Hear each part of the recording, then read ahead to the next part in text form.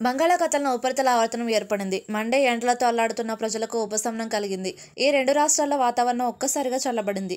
అంతేకాకుండా మోస్తరు వర్షాలు నమోదయ్యాయి. మరో 2 రోజులు వర్షాలు పడవచ్చని వాతావరణ శాఖ వెల్లడించింది. మండు వేసవిలో బంగాళాఖాతంలో ద్రోణి ఏర్పడింది. ఫలితంగా కర్ణాటక, తమిళనాడులోని పలు జిల్లాల్లో వాతావరణం ఒక్కసారిగా మారిపోయింది. 2 రోజులుగా మోస్తరు నుంచి భారీ వర్షాలు పడుతున్నాయి. బెంగళూరు నగరంలో కూడా తేలికపాటి వర్షాలు నమోదయ్యాయి. ముఖ్యంగా కర్ణాటక కోస్తా తీర ప్రాంతాల్లో వర్షాలు ఎక్కువగా పడ్డాయి. ముడికేరి, చామరాజనగర, దక్షిణ కన్నడ, ఉడిపి, హసన్ జిల్లాల్లో భారీ వర్షపాతం నమోదైంది. భారీ వర్షాల కారణంగా పశ్చిమ కనుమలు మళ్లీ పచ్చదనాన్ని పొందాయి.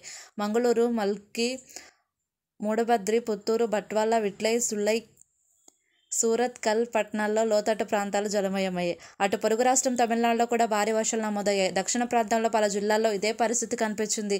తిరువనెల్వేలి, తెన్కాసి, తూత్తుకుడి, విరుద్ నగర్, రామనాథపురం, పుత్కోడ్ని, శివకాగ, తంజూరు, మదురై జిల్లాల్లో అప్రమత్తం చేశారు. తిరుచి, ఈరోడ్, సేలం, తిరువారూరు, నాగపట్నం, మయిలాడుదురై, దిండిగల్, కోటగిరి, కోయంబత్తూరు ప్రాంతాల్లో మోస్తరు నుంచి భారీ వర్షాలు పడ్డాయి. ఇక కేరళ కూడా వర్షాల తీవ్రత అధికంగా కనిపించింది. వాయనాడ్, కన్పూరు, కాసన్ఘాట్ జిల్లాల్లో చెప్పుకోదగ్గ వర్షాలు పడ్డాయి. ఉత్తర కోస్తా జిల్లాలోనూ భారీ వర్షపాతం నమోదైంది. లానినా బలహీనపడటం వల్లనే మండు వేసవిలో ఇలా వర్షాలు పడుతున్నాయని వాతావరణ శాఖ తెలిపింది.